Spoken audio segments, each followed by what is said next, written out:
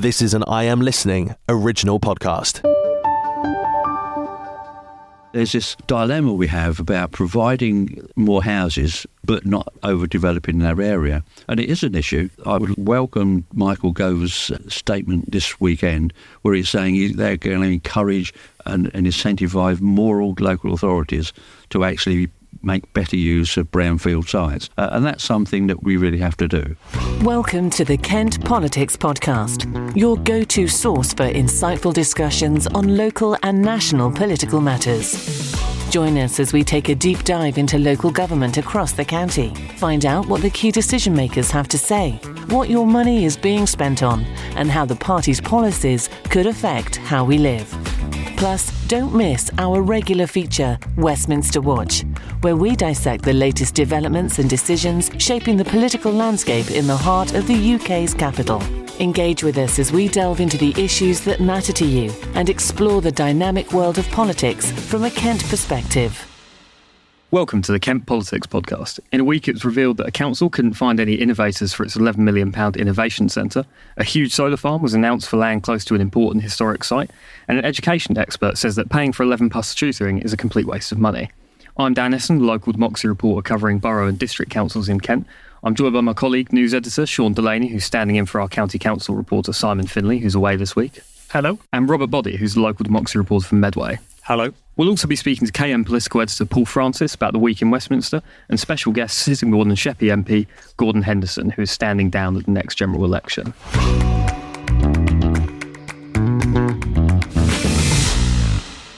First up, we're going to talk about what's happening at Medway Council. Robert, what have you been working on? So the first thing to talk about this week is the council's plans to pause work on Innovation Park Medway, which has been a long-running saga.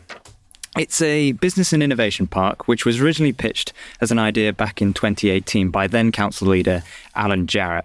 Over £11 million has been spent so far, putting in infrastructure to support yet to be constructed office spaces, but no businesses have signed up to move in when the work finally does get done. The Labour administration who took over in May last year have announced they're going to pause the scheme and use a bit of its budget to reevaluate and decide upon the best route forward. But Labour have been in charge for the best part of a year now. Why are they only taking this decision now? Well, I had this same question myself. And from speaking with portfolio holders, councillors Lauren Edwards and Simon Curry about this, they basically said it's taken about 10 months to work out exactly where the project is, what work and approach the previous administration took towards it. And after that time, they've concluded that the original plan isn't really fit for purpose anymore. So what actually are the problems of the project? And is there any chance it could end up scrapped altogether?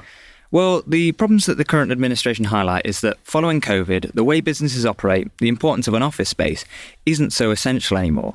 They also say the previous administration took a build it and they will come approach, which meant the council will be liable for huge upfront costs that could have been wasted if spent and nobody moved in.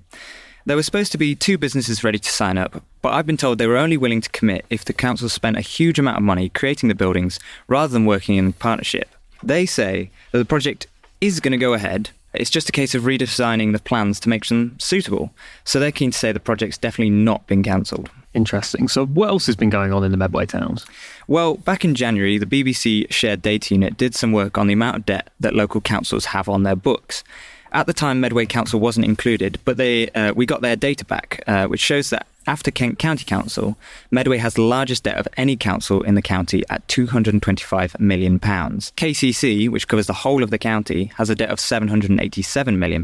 Canterbury has a debt of £157 million. And Ashford has £124 million in debt. Those are some pretty big numbers there, but why is it so high for Medway in particular? Well, Medway is a unitary authority, so it has responsibility for upper-tier services such as adult health and social care, roads, which are things that district councils don't really have to deal with. So that's part of the reason. Interestingly, though, despite having a higher raw number for debt, Medway actually has a lower per-person debt than several smaller councils. So Canterbury has a total debt of £157 million, as I said, which is £75 million less than Medway. But their debt per person is £1,000, whereas Medway's is only £805 per person. Still, it's not an insubstantial figure, and in a recent draft budget document, Medway Council revealed they'll be paying just over £19 million a year to service their debt, which includes the debt that they've accrued for what they hope they'll get with the exceptional borrowing we talked about last week. Interesting. £19 million of debt repayment in a year is quite a lot. We hear a lot about the difficult financial positions of local councils, and recently the spotlight's been on Medway in that regard. Are things just getting worse and worse for local government? Well, it's important to recognise that debt isn't necessarily a bad thing in and of itself. What's bad is being unable to pay off that debt. So Medway Council said they always look at these things very, very carefully, and they don't take on debt that they can't service. And this money they've borrowed is for things like the temporary accommodation scheme, the healthy living centre, large-scale projects that will see a long-term benefit for residents and will mean that the council saves money in the long run. The other thing to remember is that in the wider UK, Medway's debt is actually quite small. For example, Woking has a debt of almost £2 billion, or Thurrock, which has a debt of £469 million. Across the whole of the UK, local councils as a whole have over £122 billion worth of debt. Well, I guess Medway Council should probably count its blessings then. Thanks very much for explaining that, Robert. Now moving on to the County Council. Sean, what's been happening? Yeah, so next month sees an important public inquiry into the future of 37 acres of land, which is currently earmarked for more than 400 houses. Local people are trying to get their land village green status, arguing it is common land. They say they have had unfettered access to Bunyard Farm, which is on the outskirts of Maidstone, for more than 20 years, and there were no fences or signs to suggest the land was owned or used by anyone. This is key to gaining village green status. Campaigners have delivered 800 pages of documents supporting their claim ahead of the public inquiry, which is due to take place next month.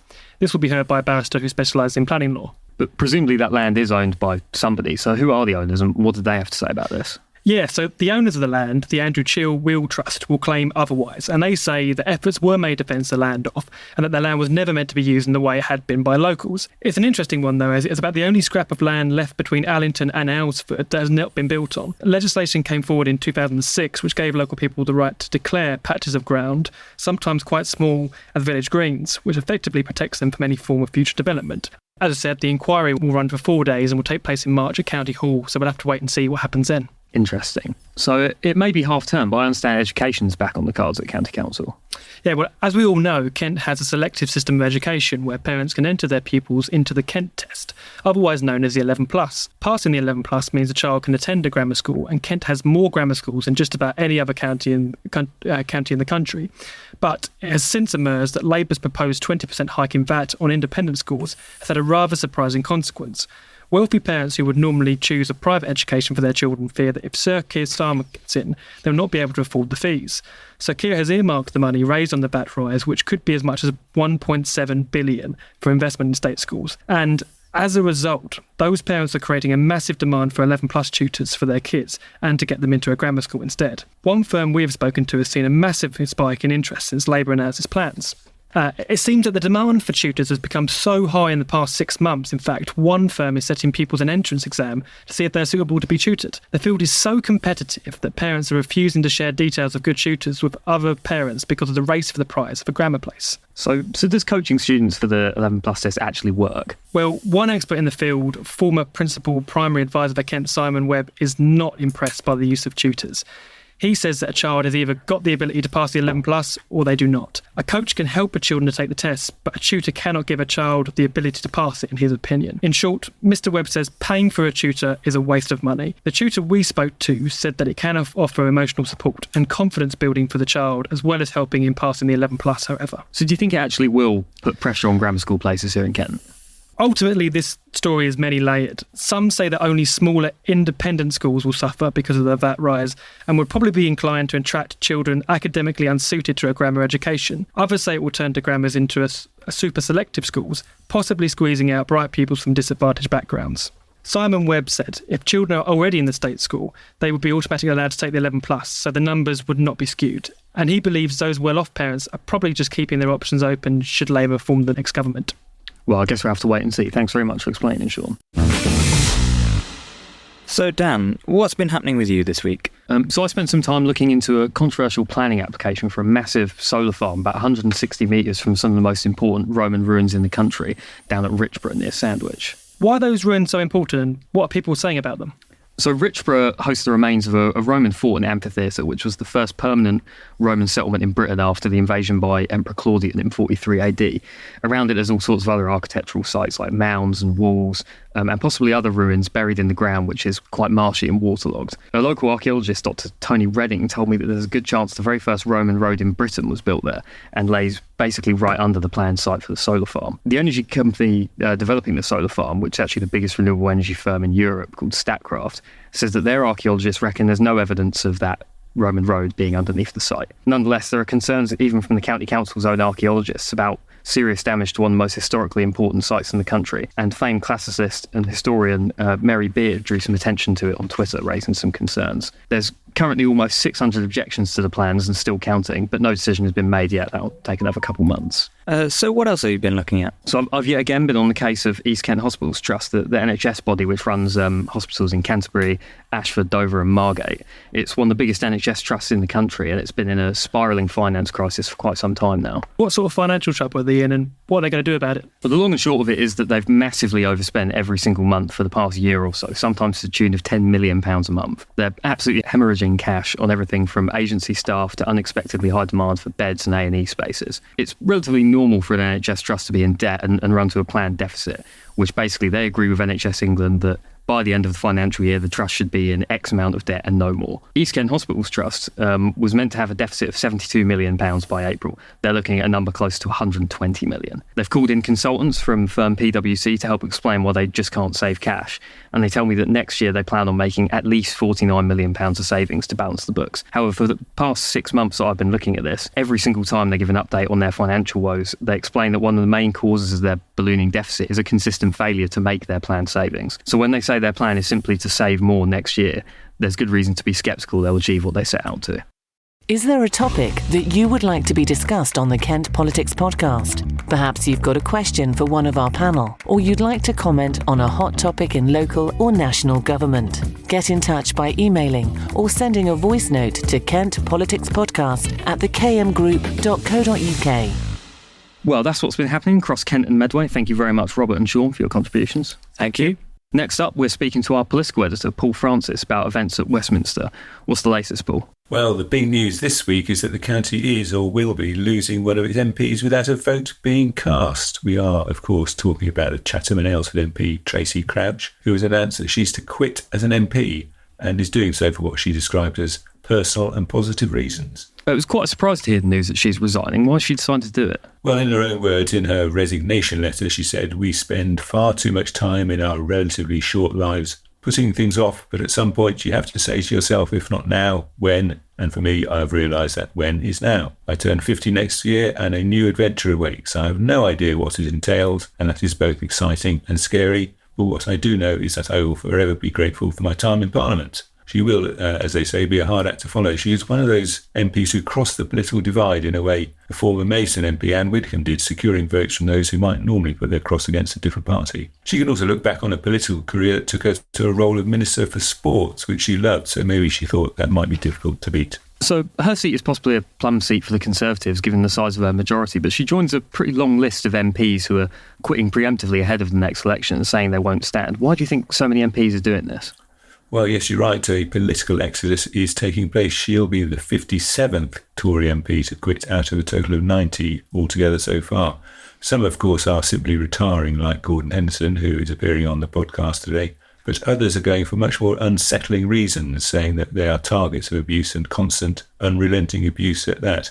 Being an MP is now a dangerous occupation. One Conservative MP has admitted to wearing a stab vest at his surgery on the advice of police. So we are in a situation where perhaps the kind of people we want to see enter politics are being put off the idea. On the other hand, the power that comes with being an MP is something of a drug, so we can expect a lot of interest from ambitious would-be MPs. I spent Monday down in Dover talking to Labour's candidate for the seat, a guy called Mike Tapp, who is certainly not short on ambition. Mike Tapp's been the Labour prospective parliamentary candidate for Dover for quite some time now, as I recall it. But speaking of Dover, I heard you also got some news on a legal standoff between the Department of Environment, Food and Rural Affairs and Dover District Council on the issue of food checks coming in from the continent and where they should take place. Yeah, this is the dispute between the two, the council and DEFRA, that focuses on the best place to carry out food hygiene checks on HGVs bringing goods into the UK from the continent. Now, DEFRA says that the checks are to be carried out at the Sevington site off the M20 near Ashford, some 22 miles from the port, when the council asserts they can just as easily be done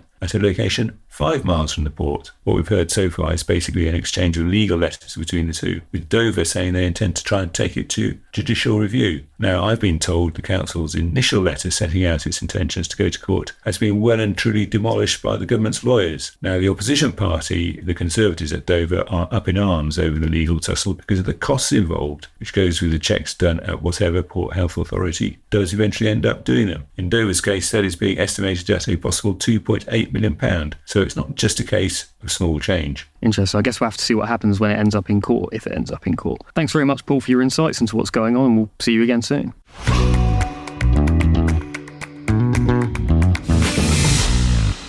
Now we welcome our special guest, Conservative Member of Parliament for Sittingbourne and Sheppey, Gordon Henderson, who's been in Parliament since 2010 and announced plans last year to retire at the next general election. Gordon, welcome to the podcast. Thanks for coming in. It's my pleasure, thank you. So why have you decided to resign ahead of the next election? Well, it's not a resignation, it's more a retirement, because in January this year, 27th of January actually, I was 76, and I will have been working full-time for 60 years since I left school at 16. I think, I've done my bit for society, I've done my bit for my constituency, and I've done my bit for the work in my working life. And I thought now's the time to start setting aside some time to do other things in my life, like visiting other countries, which is I'm keen to do, and also to spend more time writing. Interesting, yeah. I mean, 60 years is quite a long time to spend at the coalface. Well, 60 years, well, it's not all at the coalface. It's 60 years of full-time employment. It means you've got to get up in the morning and you've got to go to work, you've got to be on time. Don't get home till late at night, and whatever the career, and it's been a variety of careers during that 60 years. It hasn't all been in politics. I had proper jobs at one time, including sweeping the floor in Woolworths in Chatham. So I've had some different jobs in that time, but I'm conscious that I've always wanted to do the best I could in whichever job I was doing, and so it does mean you have to sometimes make sacrifices in other parts of your life to do that. So on to the politics proper. Lots of polls say that your seat, Sittingbourne and Sheppey, at the next general election will likely stay Conservative. You've got quite a large majority. But a recent poll by Electoral Calculus, which has gotten quite a lot of attention, reckons that Sittingbourne and Sheppey might go Labour. What do you reckon will happen in your seat? I think that we will retain Sittingbourne and Sheppey, I think quite comfortably. I won't be either candidate. I think I'm not being at all big-headed about this, but I think if I was the candidate, I'd probably secure a bigger majority. But we have a very, very good candidate in Sittingbourne and Sheppey, and I think that I'm not altogether. There's only one poll that matters. It's an old saying, and it's absolutely true. The only poll that matters is an election poll, and I don't altogether trust the polls that we're seeing at the moment, and I think that things will change as we approach a general election.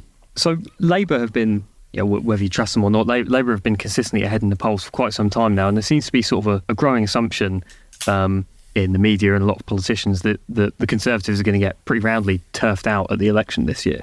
Do you have any prediction for how the general election will go? I don't do predictions. I've been around the block a few times. Look, the general election. Not only have I stood in all the general elections since 2001, so 23 years of experience in general election, fighting general election, but going back to when Ted Heath was Prime Minister, so go back a long way. And I can remember the election that sticks in my mind is the 1992 general election when Neil Kinnock became really confident that he was going to win, the Labour Party was going to win. Nationally, the Labour Party was miles ahead of the Conservatives. And there were three things that made me realise actually it wasn't going to go the way that the media and everyone thought it was. The first was, I remember we had an event in Bayview in Laysdown, where we were delivering leaflets as a run into the election. And I remember we were waiting for a member of the team to come, a guy called Cyril Uden, who was an old guy, but he was determined to come out and help deliver leaflets. And he said, I said, "You're late, Cyril." And he said, "Gordon," he said, "I've been up to London. And do you know what? I stopped in the street by an opinion survey woman and asked me how I was going to vote. And I said, "What'd you say?" He said, "I was going to vote Labour." I said, "But you're a Conservative." "Yeah, I know. I don't like saying I'm Conservative, but even though I am a Conservative." And I thought to myself, how many hundreds of thousands of other people who are stopped in the street and asked their questions give the right answer, and I suspect it's less than they think. So that was the first thing that, threw me a lifeline, if you like. The second thing was we arranged for John Major to come down into Sheerness Docks to come down and meet the workforce, which at that time had been going through a really tough period. And I remember seeing the helicopter bring John Major into into Sheerness Docks. And he got out of the helicopter and came walking towards the building where we were waiting for him. And all of the staff, whether they were the dockers or the office staff, were out there and they clapped him. And I thought, my goodness me, this is middle of Sheerness, and these people were actually... I thought, those polls are wrong. We are going to do far better than they think we're going to do. And lo and behold, and then when I was out and about on polling day that year, going around the polling stations, I was being met with smiles, and I thought, this isn't going to go the way that people think it's going to go. And lo and behold, despite all of the predictions, we won that election. I think that's going to be a similar trend you'll see later this year when we have the general election. Interesting. Well, yeah, I guess we will see. But on to more local stuff. Yeah. I know personally from covering Swale Borough Council that housing development and pressure on infrastructure is a really big deal in your patch. I hear about it quite a lot. Is it something that you hear much about from residents? Yeah, it's once again this is a dilemma that everyone faces. I think we all recognise that we need more houses. There's no doubt about it. We do, because we need to provide youngsters with an opportunity to either rent or buy their own homes. And there aren't sufficient homes. Every week I have people coming to me saying they're looking for council house or housing association house, social housing, and they can't get anywhere. They've got to move out of their private rented accommodation. They've got nowhere to go. So we need more houses. There's no doubt about it. But then when you go and talk to people and say, look, we've got to put a housing estate here, or we're going to have a housing estate there, nobody wants it. And so there's this dilemma we have about providing more houses but not overdeveloping our area. And it is an issue.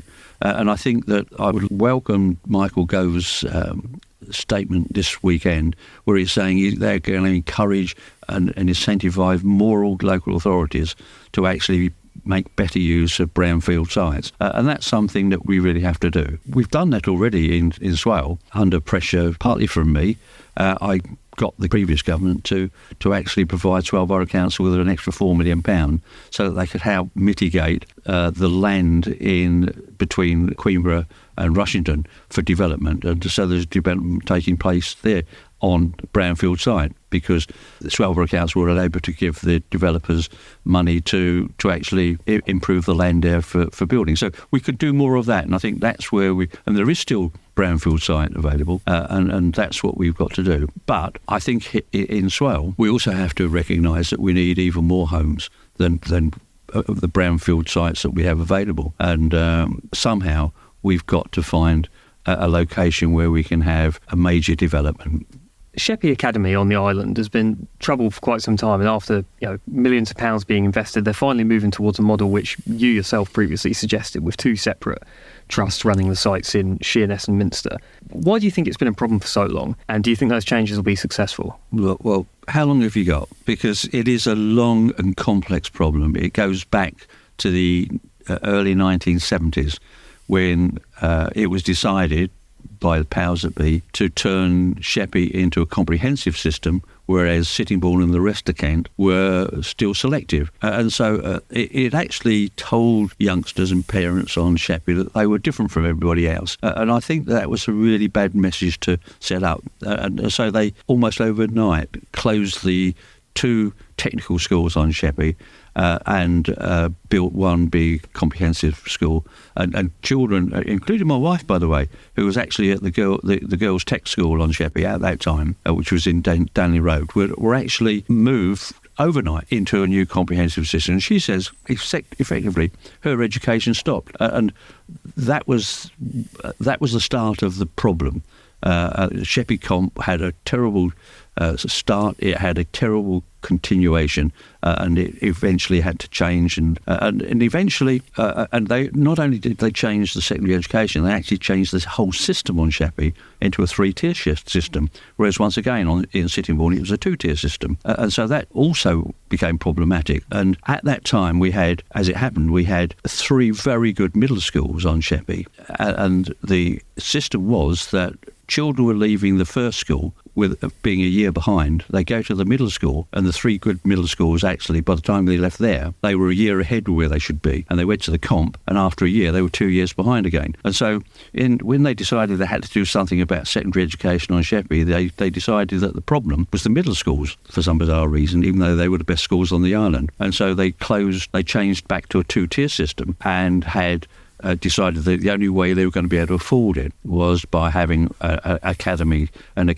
And once again, that was problematic, because they decided rather than having one academy or 2 close by, if they needed 2 for the size, they were going to have one in one in Minster and one in Sheerness, which is 2 miles away. And I said at the time, that is never going to work. It's never going to. You're going to have you're going to have pupils and teachers that move between the 2 sites. It's never going to be effective, and it wasn't. It hasn't been. And so I pressed then for 2 separate schools, and I've been pressing for 2 separate schools ever since. And I think that the only way we're going to resolve the problem, that long-standing problem, is a radical solution. Because at the moment we have a situation where 1,000 children a day are leaving Sheppey and going to schools in Sittingbourne. Now, 300 of those are going to the grammar schools. And so we're not going to change that. But it does mean over 700 children a day are leaving, and we've got to make it incentivise them to stay on Sheppey, so that we reduce pressure on the Sittingbourne school. So it is a complex situation, and I genuinely believe that by having these 2 separate schools and changing the whole system, and that's what it was. This is where, by the way, the problem is at the moment, is twofold. One problem has been resolved, because Kent County Council are going to be funding a special school that will be going on the Minster Academy site, and that's now resolved that problem. But we have another problem, is that we want to set up an alternative education centre, so that pupils for whom mainstream secondary education isn't the suitable, and often that leads to disruptive pupils and other pupils. We need to get them into a separate centre where they can be taught outside of the mainstream. And that currently is presenting a bit of a problem that I'm this week hoping to resolve. It is an ongoing problem. So you were sort of a proto-Brexiteer before Brexit was even on the cards.